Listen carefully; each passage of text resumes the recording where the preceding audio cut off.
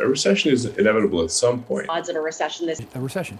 ये रिसेशन बोलते हैं recession. A recession. recession. Recession. A recession. Recession. A recession. Recession.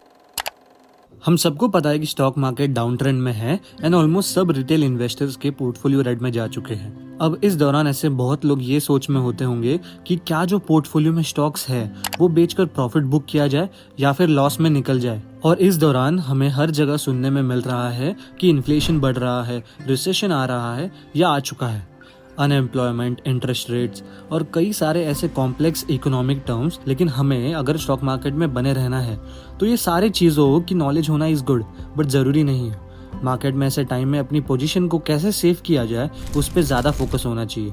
और अगर आपका पोर्टफोलियो 8 to 10% माइनस में है एंड आप फिर भी स्टॉक्स को होल्ड कर रहे हो, इसका मतलब ये है कि आप मार्केट की गिरावट से डरे नहीं है। और अगर आपके पास अच्छी कंपनीज के स्टॉक है तो डरना भी नहीं चाहिए। इस वीडियो में मैं आपको रिसेशन प्रूफ सेक्टर्स और स्टॉक्स बताऊंगा।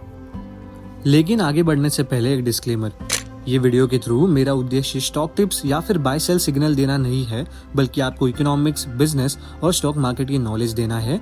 और हमेशा खुद की रिसर्च या फिर किसी एक्सपर्ट एडवाइस के बिना अपने पैसों को इन्वेस्ट मत करिए। सबसे पहले रिसेशन का मतलब समझते हैं। रिसेशन के टाइम में कंपनीज के सेल्स, प्रॉफिट, रेवेन्यू लो रहते हैं और अनएम्प्लॉयमेंट बढ़ जाती है, जिसकी वजह से ओवरऑल इकोनॉमी लो रहती है। रिसेशन कुछ महीने तक रहता है और इसका कोई डेफिनेट पीरियड नहीं होता और इसे प्रेडिक्ट करना भी बहुत ज़्यादा डिफिकल्ट है। And according to national bureau of economic research, जब 2 क्वार्टर में लगातार जीडीपी ग्रोथ में डिक्लाइन हो तब एक रिसेशन ऑब्जर्व किया जाता है। अब बैक टू द वीडियो। सबसे पहला सेक्टर है एफएमसीजी। चाहे जितने भी चीज़ों के दाम बढ़ जाए, लोग ब्रश करना, नहाना और खाना नहीं भूलते। और इसी इंडस्ट्री में काम करने वाली कंपनीज के सेल्स और मैन्युफैक्चरिंग में ज़्यादा डिक्लाइन देखने में नहीं मिली बाकी सेक्टर्स के मुकाबले। इसी सेक्टर में से पहला स्टॉक है आईटीसी, जो कि अपने ऑल टाइम हाई से 22% नीचे चल रहा है, जो कि बाकी सेक्टर्स के मुकाबले कुछ भी नहीं है।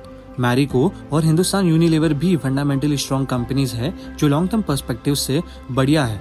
दोनों स्टॉक्स 20 to 21% डाउन है अपने ऑल टाइम हाई से। नेक्स्ट स्टॉक है डीमार्ट, जो कि एक सुपरमार्केट रिटेल स्टोर चेन है एंड इस स्टॉक पर मैंने ऑलरेडी डिटेल्ड वीडियो बनाया है, वो आप मेरे चैनल पर जाकर देख सकते हो। अगला सेक्टर है अल्कोहल मैन्युफैक्चरर्स। ये एक हाई प्रॉफिट मार्जिन बिजनेस है जिसमें इकोनॉमिक बूम या रिसेशन से प्राइसेस पर कोई फर्क नहीं पड़ता। बस स्टेट वाइज टैक्सेस चेंज होते रहते हैं, जिस वजह से इन बेवरेजेस की प्राइस थोड़ी बहुत फ्लक्चुएट होती है। इस सेक्टर में से इंडियन स्टॉक मार्केट में लिस्टेड कंपनी है यूनाइटेड ब्रीवरीज। ये स्टॉक बस 16% डाउन है अपने ऑल टाइम हाई से, जो कि ये इंडिकेट करता है इस मार्केट फॉल में काफी स्ट्रॉन्ग होल्ड कर रहा है।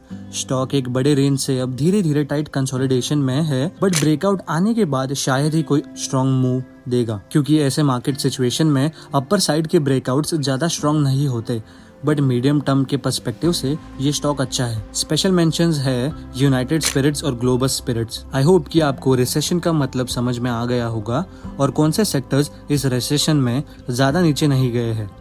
तो वीडियो को लाइक करिए एंड सब्सक्राइब टू फिनकॉर्प।